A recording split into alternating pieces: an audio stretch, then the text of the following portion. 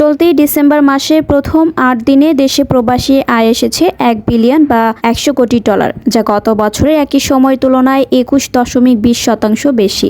গত বছরের ডিসেম্বরের প্রথম ৮ দিনে এসেছিল ৮৩ কোটি ডলার। বাংলাদেশ ব্যাংকের মুখপাত্র আরিফ হোসেন খান এই তথ্য জানিয়েছেন। বাংলাদেশ ব্যাংকের তথ্য অনুযায়ী গত নভেম্বর মাসে প্রবাসীরা ২৮৮ কোটি ৯৪ লাখ ডলার রেমিটেন্স পাঠিয়েছেন, যা গত বছরের একই সময়ের তুলনায় ৩১.৩৭% বেশি। গত বছরে নভেম্বর মাসে রেমিটেন্স এসেছিল ২১৯ কোটি ৯৯ লাখ ডলার। চলতি বছরে নভেম্বর মাসে প্রবাসী আয় গত ৬ মাসের মধ্যে সর্বোচ্চ।